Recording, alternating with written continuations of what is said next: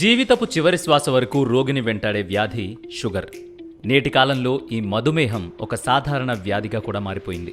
పైగా డయాబెటీస్ రోగులలో ఎక్కువ మంది భారతదేశంలోనే ఉన్నారు. అనారోగ్యకరమైన జీవనశైలి, శారీరక వ్యాయామం లేకపోవడం, జన్యుశాస్త్రం, అధిక కొలెస్ట్రాల్, అధిక రక్తపోటు మొదలైన అనేక కారణాలు ఈ వ్యాధికి ఉన్నాయి.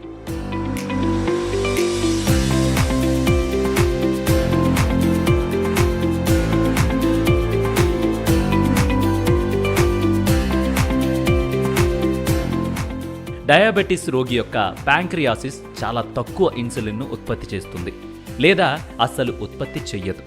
ఇన్సులిన్ అనేది శరీరంలోని కణాలకి గ్లూకోజ్ని అనుమతించే హార్మోన్.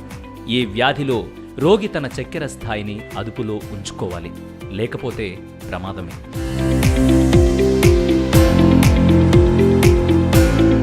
ప్రపంచంలో తమకు మధుమేహం ఉందని తెలియని వారు చాలామంది ఉన్నారు. మధుమేహం ఉన్నప్పుడు ఒక వ్యక్తి తరచుగా మూత్ర విసర్జన, అధిక దాహం, నిరంతర ఆకలి మొదలైన అనేక విధాలుగా సంకేతాలను అందుకుంటాడు. అయితే మధుమేహాన్ని కళ్ల ద్వారా కూడా గుర్తిస్తారని తెలుసా? కళ్లల్లో కనిపించే అలాంటి కొన్ని సంకేతాల గురించి ఇప్పుడు తెలుసుకుందాం.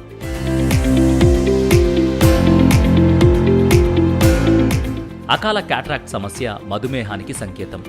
మధుమేహం ఉన్న రోగులలో ఈ సమస్య కొద్దిగా ముందుగానే ప్రారంభమవుతుంది.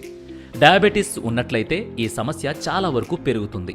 డయాబెటిక్ రెటినోపతి, ఇది మధుమేహంతో బాధపడుతున్న వ్యక్తి యొక్క రెటీనాను ప్రభావితం చేసే సమస్య. రెటీనాకు రక్తాన్ని సరఫరా చేసే నరాలు దెబ్బతిన్నప్పుడు ఈ పరిస్థితి ఏర్పడుతుంది. ఇది ఎంత ప్రమాదకరం అంటే సకాలంలో చికిత్స చేయకపోతే ఆ వ్యక్తి అంధుడిగా మారిపోవచ్చు.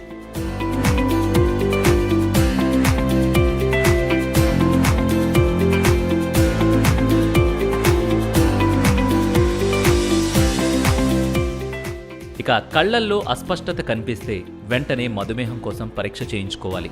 ఎందుకంటే మధుమేహం ఉన్న వాళ్ళకి కంటి సమస్యలు కూడా సర్వసాధారణం. అయితే శరీరంలోని చక్కెర స్థాయిని నియంత్రించడం ద్వారా ఈ బ్లర్రింగ్ సమస్యను నయం చేయొచ్చు. కానీ కొన్నిసార్లు కోలుకోవడానికి కొన్ని నెలలు, సంవత్సరాలు కూడా పడుతుంది.